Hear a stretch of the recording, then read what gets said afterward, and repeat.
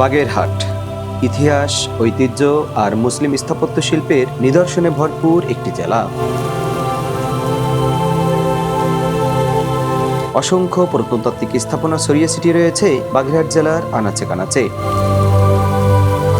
এখানে 600 থেকে 700 বছরের প্রাচীন অসংখ্য নান্দনিক স্থাপত্য শিল্পের সৌন্দর্য দেখে সত্যিই আমি বিস্মিত হয়েছি।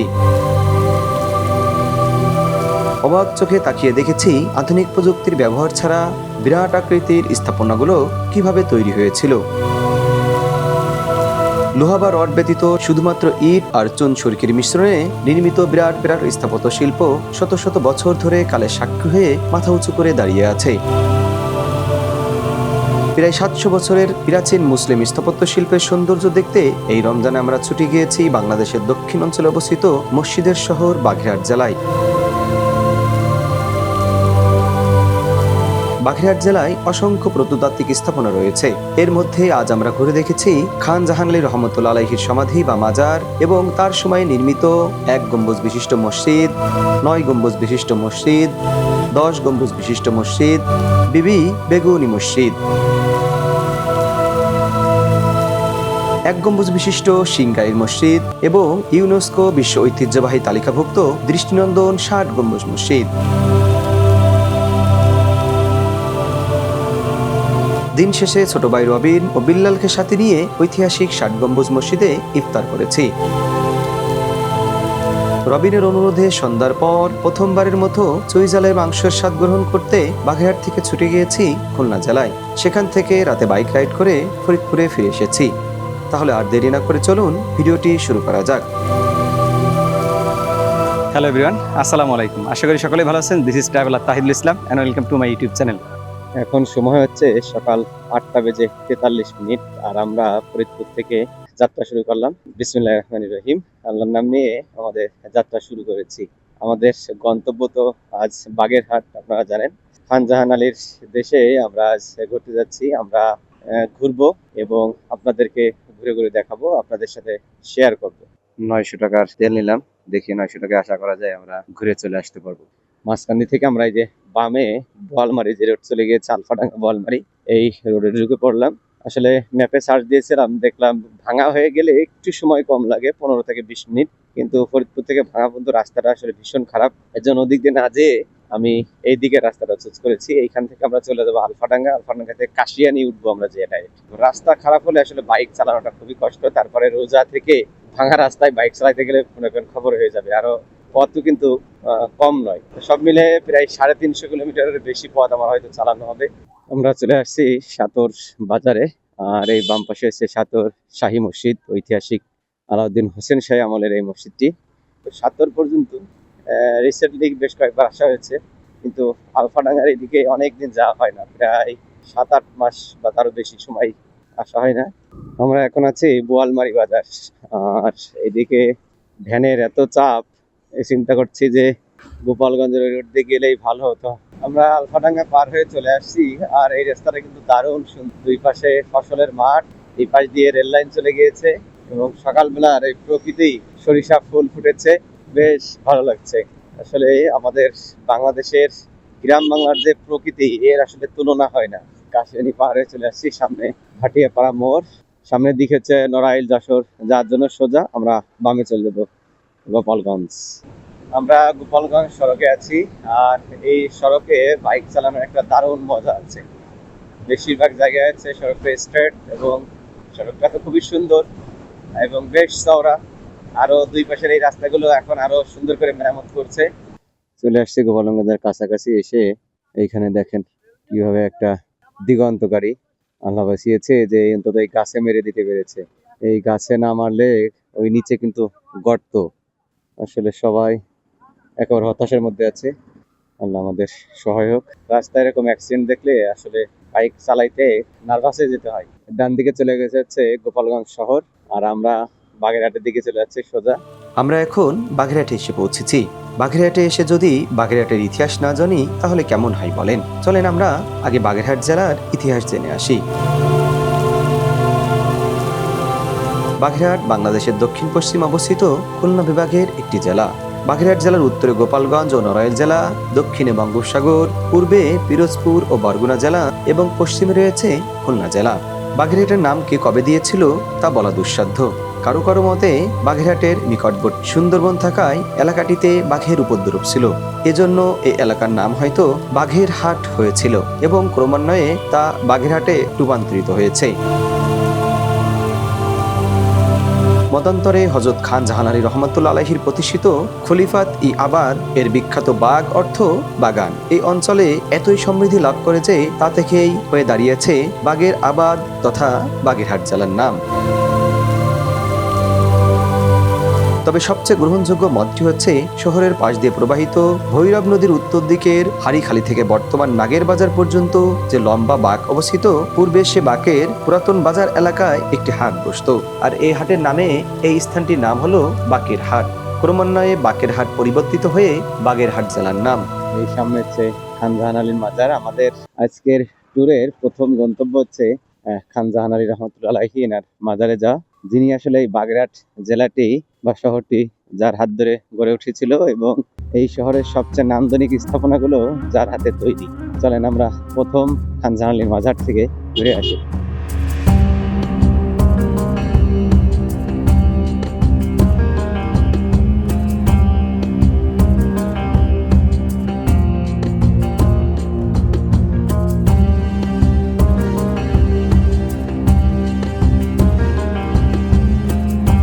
বন্ধুরা, আমরা এখন আছি খান জাহান আলী রহমতুল্লাহ আলাইহি যে পুকুর নির্মাণ করেছিলেন এই পুকুরের সামনে, এবং এই পুকুরে আসলে অসংখ্য দর্শনার্থী আসেন বা আশেপাশের লোকজন আসেন গোসল করতে এবং অনেকে আসেন পবিত্রতা অর্জন করতে। যাই হোক, এই পুকুর বিরাট আকৃতির এই পুকুর আমরা দেখলাম। এই পুকুরে একসময় আসলে কুমিরের জন্য বিখ্যাত ছিল, যে কুমিরটা মারা গিয়েছে। এখন কুমির নাই, কিন্তু প্রচুর পরিমাণে মাছ এই পুকুরে এখন আছে।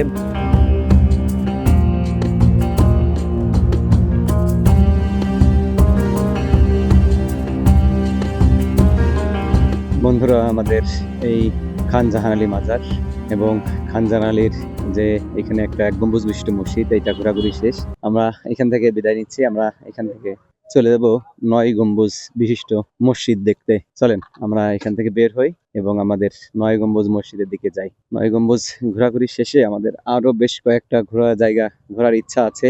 আজ এইটা হচ্ছে মসজিদ আর ওই পাশে হচ্ছে মাজার। রোজা থেকে আসলে অনেক দৌড়াদৌড়ি হয়ে যাচ্ছে, তারপরও করছি একটাই কারণ, এই দৃষ্টিনন্দন ঐতিহাসিক এই স্থানগুলো আপনাদের দেখাতে পারছি, এটা হচ্ছে সবচেয়ে আনন্দের বিষয়। 500 মিটার মতো এগিয়ে এসে আমরা এই যে এরকম একটা রোডে ঢুকে পড়েছি। এই সামনেই দেখাচ্ছে এই 9 গম্বুজ মসজিদ। চলে আসছি 9 গম্বুজ বিশিষ্ট যে মসজিদ, এই মসজিদে। এই হচ্ছে মসজিদটা।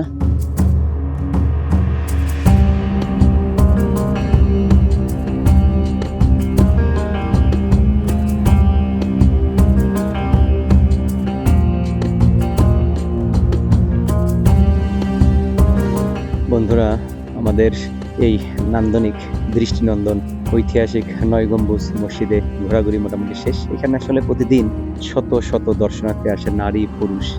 আমরা এখন এখান থেকে বের হয়ে যাচ্ছি। আমরা চলে যাব 2টা মসজিদের, ওই মসজিদের দিকে যাব। 60 গম্বুজ মসজিদে তার পরে যাব। আমরা যাচ্ছি 10 গম্বুজ মসজিদ, আর এই মসজিদটা উপজেলা পরিষদের সামনে অবস্থিত, মানে পাশেই। বাগেরহাট শহরের মধ্যে আসলে বেশ কিছু নান্দনিক এবং ঐতিহাসিক মসজিদ রয়েছে, তার মধ্যে 10 গম্বুজ মসজিদ অন্যতম। এই মসজিদটি 60 গম্বুজ মসজিদ থেকে প্রায় 4 থেকে 5 কিলোমিটার উপজেলার দিকে আর কি আসলে পরেই আপনারা এই নান্দনিক মসজিদ দেখতে পাবেন। খান জাহান আলী রহমতুল্লাহ আলাইহি মূলত এই সবগুলো মসজিদই নির্মাণ করেছিলেন বলে ধারণা করা হয় বা প্রচলিত আছে।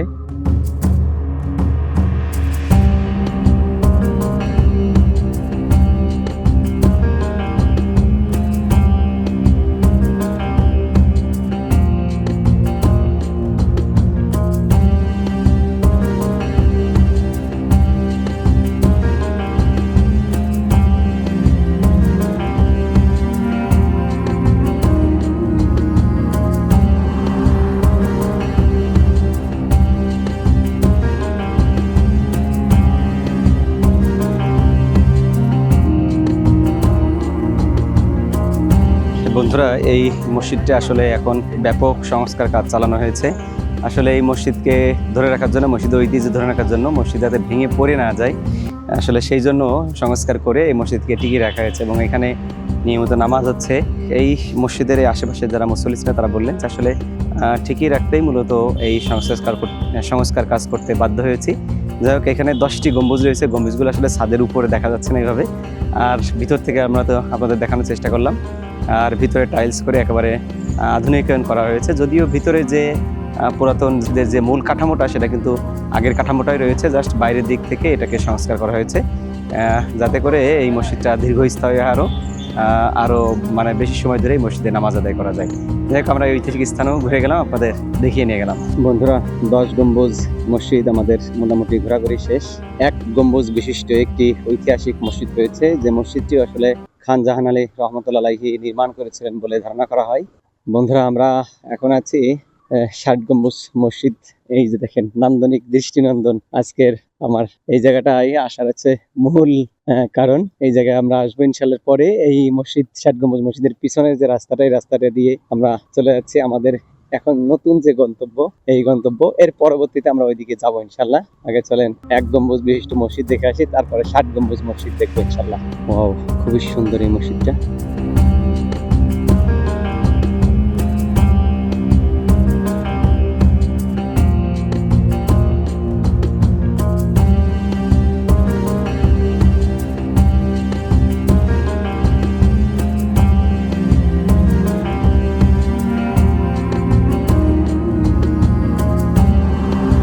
বন্ধুরা, আমাদের এই বিবি বেগনি যে মসজিদ, এই মসজিদে ঘোরাঘুরি শেষ। আমরা এইখান থেকে এখন চলে যাব আমাদের আজকের মূল গন্তব্য 60 গম্বুজ মসজিদ, এবং সেখানে আমার ছোট ভাই রবিন সে অপেক্ষা করছে। আপনাদের সাথে রবিনের পরিচয় করিয়ে দেব।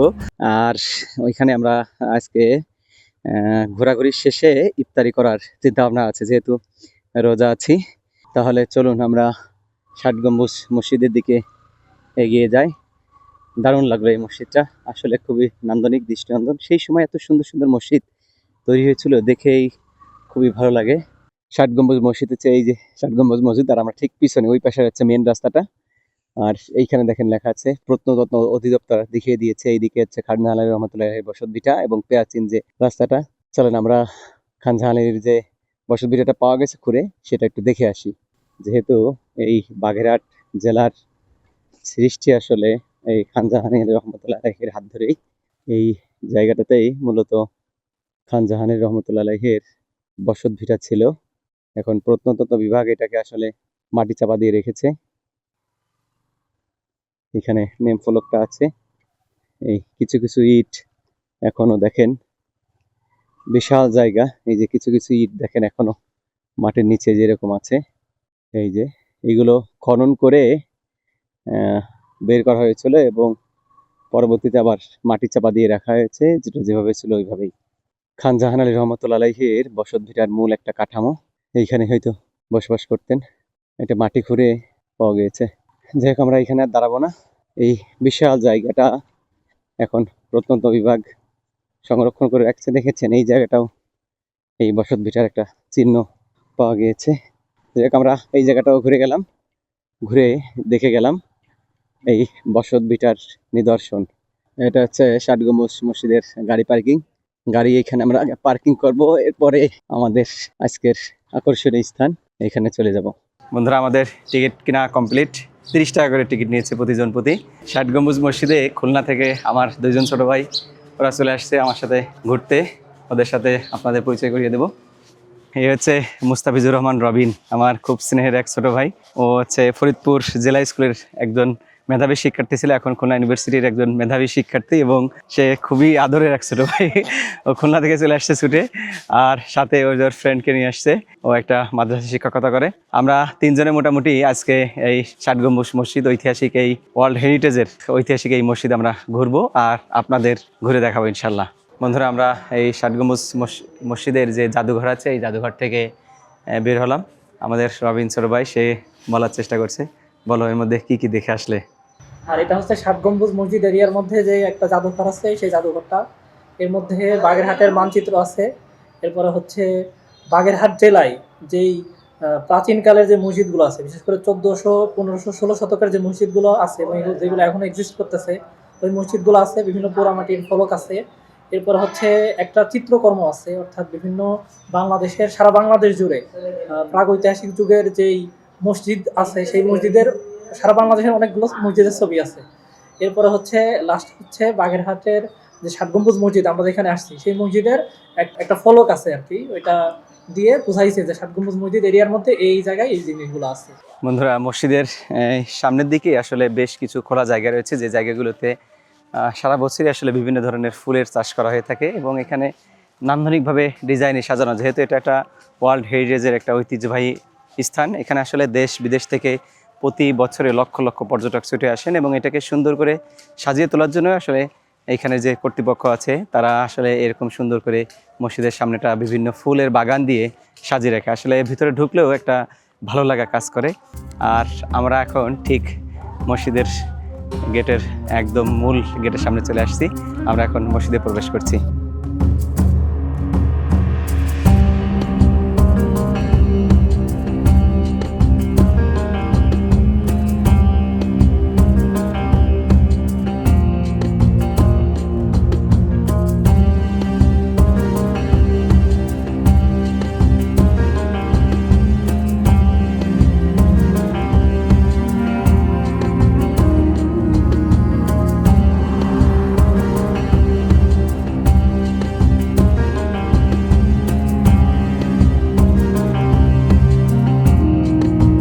আমরা এই ষাট গম্বুজ মসজিদ থেকে বের হয়ে এখানে সামনে সিংগাই মসজিদে যাচ্ছি নামাজ পড়তে আসরের। এখানে 4:30টার পরে আসলে পার্কিং নিষেধ, এই জন্য আমরা এখান থেকে বের হয়ে যাচ্ছি। ওইখানে নামাজ পড়ে আবার ষাট গম্বুজ মসজিদে ফিরবো। ষাট গম্বুজ মসজিদে আমরা ইফতারি করবো ইনশাল্লাহ।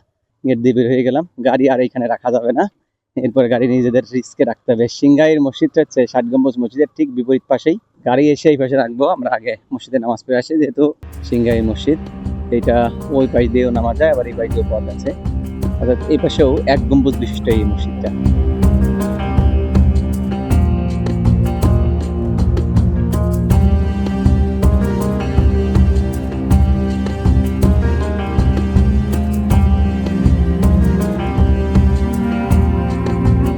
অন্যান্য যে সাধারণ মসজিদগুলো আপনাদের দেখালাম সবগুলো মসজিদ প্রায় একই সিস্টেমে, এটা জাস্ট এক গম্বুজ বিশিষ্ট। গম্বুজটা বেশ বড় আকারের একটা গম্বুজ।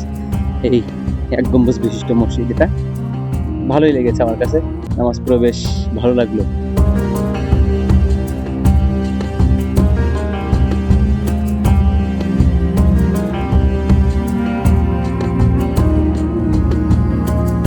মসজিদে আসরের নামাজ পড়লাম, পরে এখানে বেরোচ্ছি। সূর্য ডুবে যাচ্ছে, এখন সময় হচ্ছে 5টা, 6টায় হচ্ছে ইফতার, আর 1 ঘন্টা পরে ইফতার।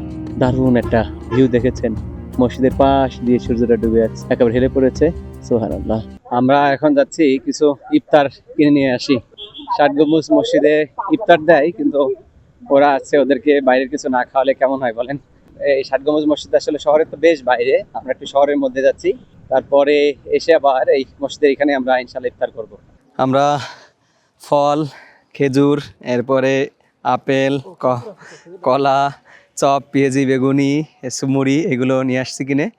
এগুলো মাখানোর জন্য বাটির ব্যবস্থা আছে, বাটি আনতে গিয়েছে, আর পানি টানি যা যা আছে, আর পাশাপাশি মসজিদে ইফতারি ব্যবস্থা আছে। সবগুলো একসাথে মাখানো হবে, মাখিয়ে খাওয়া শুরু হবে আজান দেওয়ার পরে।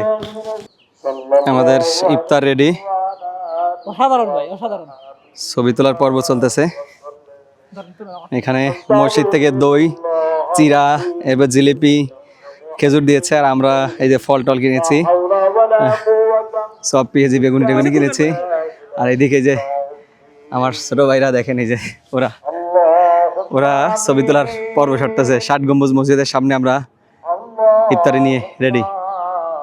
বন্ধুরা, আমাদের মোটামুটি এই সুন্দর ঐতিহাসিক মসজিদ ষাট গম্বুজ মসজিদে ঘোরাঘুরি শেষ। আমরা বের হয়ে যাচ্ছি মাগরিবের নামাজে। আমরা ইফতারি করে মাগরিবের সালাত আদায় করলাম, আদায় করে আমরা 3 জনে রওনা দিচ্ছি। আমরা এখন এখান থেকে বের হয়ে যাব। যে দেখি রবিন বলতেছে আজকে যাওয়া লাগবে না। আচ্ছা, জায়গাটা কেমন লাগলো বলো? জায়গাটা ভাই অসাধারণ। আর আমি তো এর আগে কয়েকবার আসছি। আমি আগে একবারই আসছি ভাই, যদিও আমি খুলনায় অনেক বছর আছি, কিন্তু আমি 2 সপ্তাহ আগে একবার আসছিলাম, আর আজকে দ্বিতীয়বার। আমার সাথে সময়টা কেমন কাটলো আজকে? অসাধারণ ভাই, অসাধারণ। মানে ভিডিওতে কি আমাকে ফুলাইতেছে নাকি না সত্যি ভাই, সত্যি? আপনার সম্পর্কে কিছু বললে আপনার ভিডিও লেন্দি হয়ে যাবে না, এখানে আর বলবো না। ঠিক আছে, তোমাদের ধন্যবাদ, কষ্ট করে আসছো, অনেক অনেক দোয়া তোমাদের জন্য ভাই। অবশ্যই ভাই, অবশ্যই আর চলো দোয়া করবেন আমাদের আমরা তাহলে এখান থেকে বের হচ্ছি, দেখা হচ্ছে আপনাদের সাথে নতুন কোথাও। এইখানে আপাতত ঘোরাঘুরি শেষ, আমরা এখান থেকে বের হয়ে যাচ্ছি। রবিন এখনো রেডি হয়ে বের হয় নাই, আমি তো বের হয়ে গেছি, যে রবিন চলে আসছে। এই আমি খুলনা কি যাওয়া লাগবে? এক ঝামেলা না করলে হইতো না, আরেকদিন আসি। একবার রেডি হয়ে বের হয়েছি, আমি তো ফরিদপুরে চলে যেতে চেয়েছিলাম, কিন্তু রবিন খুব করে ধরেছে, খুলনা নিয়ে যাচ্ছে আমাকে চুই ঝাল খাওয়াতে, তাছাড়া আর যাইতে দেবে না। এখন দেখি ওরা কোথায় নিয়ে যায় আমাকে। এখন ছোট ভাই ওরা ধরছে সারাদিন পরে, আমি আর না করতে পারি নাই। আমরা আছি খুলনার বিখ্যাত রূপসা সেতুতে। আসলে নান্দনিক দৃষ্টিনন্দন এই সেতু আসলে একসময় বাংলাদেশের অন্যতম সুন্দর সেতু ছিল, এখনো সুন্দর। আর সেই সেতুর বিশেষত্ব হচ্ছে এর নিচে নামা যায়, পাশে দুই পাশে সিঁড়ি দিয়ে আছে। বাগেরহাট থেকে এগিয়ে এসে যেখান থেকে আসলে ডান দিকে চলে যেতে হয় ফরিদপুরের দিক, ঢাকার দিকে, ওইখান থেকে খুলনার দূরত্ব হচ্ছে 24 কিলোমিটার। এই 24 48 কিলোমিটার যাওয়া আসা আমার এক্সট্রা করা লাগবে। এখন ওরা বলছে ভাই আমি অনেক মন খারাপ করবো আপনি না গেলে, এখন বাধ্য হয়েই যাচ্ছি আর কি। দেখা যাক, ফার্স্ট টাইম চুইঝাল খেতে যাচ্ছি। Welcome to Khulna. আমরা খুলনা 0 পয়েন্টে চলে আসছি। 0 পয়েন্ট থেকে আপনাদের খুলনা শহরকে স্বাগতম জানালাম। আল আরাফা রেস্তোরাঁ, আল আরাফা রেস্তোরাঁ এই চারটে একেবারে খুলনা 0 পয়েন্ট থেকে সাতক্ষীরার দিক যেতেই এই রেস্টুরেন্টে ওরা নিয়ে আসলো। বললো যে কামরুলের হোটেল তো বিখ্যাত, ওই কামরুল হোটেলের সামনে, কিন্তু আজকে কামরুল হোটেল বন্ধ। তবে এইটার খাবারটা নাকি ওদের কাছে বেশ ভালো লেগেছে, বললো যে ভাই আমরা আপনাকে ভালোটা খাওয়াতে চাই, এখানে নিয়ে আসছে, চলেন যাই সুইজাল টেস্ট করি।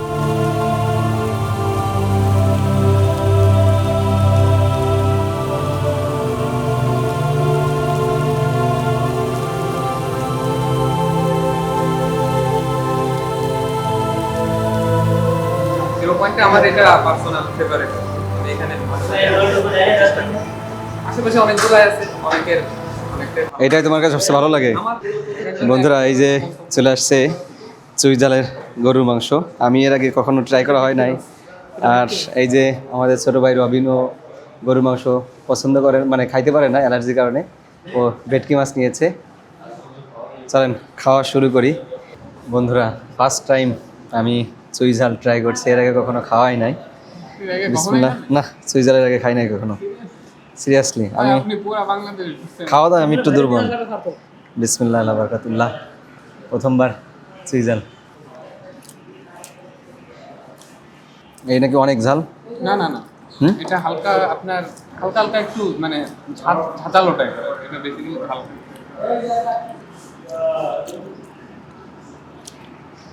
মানে ওইটা মুখের ভিতরে থাকে, একটা ফ্লেভার আছে হ্যাঁ, আলাদা। তখন আপনি যখন একটা বাইট নেন তখন আর কি এটা ওইটার সাথে মিলে একটু বেশ সুন্দর একটা ফ্লেভার। আর সাথে টাকি মাছ ভর্তা নিয়েছি, ভেটকি মাছ খেয়েছেন কখনো? হ্যাঁ, একটু নেন। খাইছি, অল্প দাও। একটা কথা বলবো, বলো। আমার এই চুই ঝাল জিনিসটা আমার ব্যক্তিগতভাবে পছন্দ না। পছন্দ না? না, এরা আজকে রসুন নাই, এরা জানি না এখন রসুন দেয় না। রসুনটা তো অনেক মজা শুনছি, কিন্তু আমি রসুনটা আমার খুবই ভালো লাগে। আমার কাছে রসুনটা মজা লাগে, আমি বাসায় রসুন দিয়ে খাই। এর সাথে এই যে রবিন ভেটকি মাছ দিয়েছে। রবিন মাছ তো আমার পছন্দ, আসলে মজা। আর মাংসটা সফট একেবারে, দেখেন ধরলে ছিঁড়ে যাচ্ছে। আর এসে ঝোল দিয়ে মাখায় খাইতে হবে না? হ্যাঁ, ঝোলটা মাংসটা অনেক সফট, মানে ধরলেই ছিঁড়ে যাচ্ছে এরকম। ঝাল, লবণ নাই। আসলে অনেক টেস্ট সুইজারল্যান্ড মাংস। যাই হোক, খাওয়া শেষ করি আমরা, তারপরে আপনাদের সাথে আবার কথা হবে। মজার একটা খাবার, একবার রিল্যাক্সে খেতে চাই। তাহলে রবিন, তাহলে আসি, শুক্রিয়া। দেখ বিদায় দেওয়াই লাগবে, এখন কি করবা? ঠিক আছে, তোমার আবার আবার দেখা হচ্ছে ইনশাল্লাহ। ওদের সাথে আমার অনেক স্মৃতি, অনেক স্মৃতি, অনেক স্মৃতি। খুলনা ইনশাল্লাহ আসতেছি, তোমার সাথে ট্যুর দিচ্ছি ইনশাল্লাহ। যাই হোক, আমরা এখান থেকে বের হচ্ছি। খাবারটা বেশ মজা ছিল। খুলনা এসে অন্তত চুইঝাল খেয়ে গেলাম ফার্স্ট টাইম, ওদেরকে বিদায় দিয়ে দিয়েছি। আমি এখান থেকে ডান দিকে চলে যাব, ওরা এই যে বামে চলে যাবে। তাহলে আসি, আসলে দেখা হচ্ছে আবার। অবশ্যই অবশ্যই দোয়া করো, অবশ্যই অবশ্যই। হ্যাঁ, অবশ্যই অবশ্যই দিবানে। আচ্ছা, ওকে, জানাবো ইনশাল্লাহ। আল্লাহ হাফেজ। হ্যাঁ, আল্লাহ হাফেজ। ওয়ালাইকুম আসসালাম। বন্ধুরা আমরা এই তো খুলনা থেকে বের হয়ে গেলাম, একটানে চলে যাব। আগে বাগেরহাট যেতে হবে, সেখান থেকে তারপরে গন্তব্য ফরিদপুর। বিদায় রূপসা সেতু, বিদায় খুলনা, আর বাগেরহাটকেও আমরা বিদায় জানাবো। যাই হোক, আজকের ট্রিপটা আসলে অসাধারণ ছিল, অসাধারণ। বন্ধুরা, আমরা চলে আসছি গোপালগঞ্জের মধ্যে। খুব বেশি পথ আমাদের বাকি নাই, আমরা ধীরে সুস্থে এগিয়ে যাচ্ছি। বন্ধুরা, আমরা চলে আসছি ভাটিয়াপাড়া মোড়। এইখান থেকে আমরা ডাইনে চলে যাব। এই বাম দিক চলে গেলে কান্না সেতু। এখানে বেশ কয়েকটি হোটেল রয়েছে, রেস্টুরেন্ট, খাবারের বেশ ভালো সুনাম আছে এগুলোর। এখন সময় হচ্ছে 9:42। মাঝখানে আমরা এশার নামাজটা পড়ে নিয়েছি, কিন্তু তারাবিটা পড়া হয় নাই। বাসায় যেয়ে তারাবি পড়তে হবে। আমাদের অল্প কিছু পথ বাকি আছে, চলেন আস্তে আস্তে এগিয়ে যাই। চলে আসছি ভাঙা গোল চত্বর। এই দিক দিয়ে চলে যাচ্ছি যে আমরা ফরিদপুরের দিকে, ওই সোজা চলে গেলে ঢাকায়, উল্টা পথে আসছে। এখন সময় হচ্ছে 10:14, আর আমাদের আরো যেতে 45 মিনিট, তার মানে 11টা বাজবে। খুব বেশি দেরি হয় নাই, রাস্তা বেশ ভালো স্মুথ ছিল, খুব বেশি জ্যামও ছিল না, যার কারণে আমরা রিল্যাক্সে সুন্দরভাবে চলে আসতে পারছি। চলেন এখন একটু রিস্কি রোড এবং বিরক্তিকর একটা রোডে প্রবেশ করলাম, ভাঙা টু ফরিদপুর। বন্ধুরা, ফাইনালি আমরা ফরিদপুরে চলে আসছি আলহামদুলিল্লাহ সুস্থভাবে, এটা আল্লাহর শুকরিয়া। এখন সময় হচ্ছে 10:48। দেখ, ভিডিওটা আমরা এখানে শেষ করতে যাচ্ছি। সকলেই ভালো থাকবেন, সুস্থ থাকবেন, সকলের সুস্বাস্থ্য এবং দীর্ঘায়ু কামনা করে আজকের মতো এখানে ভিডিওটা শেষ করছি। আল্লাহ হাফেজ।